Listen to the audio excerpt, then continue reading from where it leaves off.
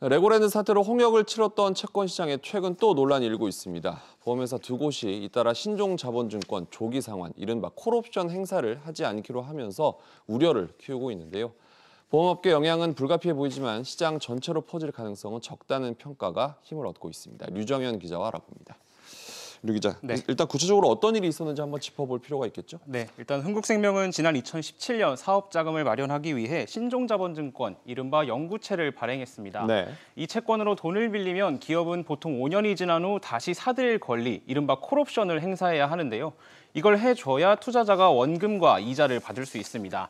그런데 흥국생명이 지난 1일 콜옵션을 행사하지 않겠다고 공시했고 DB생명도 그 시기를 미루겠다고 밝혔습니다. 네. 결국 되사줄 거라 믿고 돈을 댄 투자자들의 국내 채권에 대한 신뢰 하락 우려가 커지게 된 겁니다. 그런데 두 보험사의 이런 말씀하신 결정에 당국 규제가 연결돼 있지 않습니까? 네, 그렇습니다. 일단 콜옵션을 행사하려면 자금이 필요한데 국내외 경기가 좋지 않아 외부 조달이 어려웠습니다. 네. 그런데 이미 갖고 있는 자금을 쓰려고 하니 지급 여력 비율, 다른 말로 RBC 비율이 기준 아래로 떨어지게 돼 이마저도 불가능했습니다.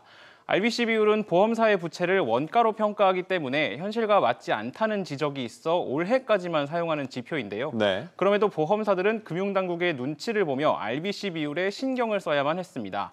결국 이런 분위기가 콜옵션 행사 포기라는 역선택으로 이어진 것이라는 지적이 나옵니다. 과정은 알아봤고 앞으로를 생각해야겠죠. 실제로 채권 시장에 문제가 생길까요?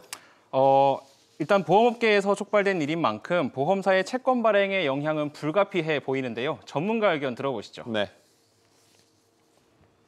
아무래도 이런 일이 일어나면 채권을 발행하기가 더 어려워지죠. 그러니까 내년 상반기에 자본을 확충해야 되는 보험회사가 있으면 아무래도 영향을 받을 거예요.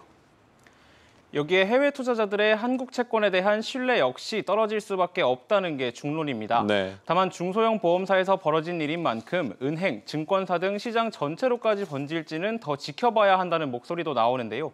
김주현 금융위원장은 오늘 기자들과 만나 해외 투자자의 반응에 따라 대응하겠다고 입장을 밝혔습니다. 당국도 일단 지켜보겠다는 입장으로 이해가 됩니다. 류 기자 잘 들었습니다.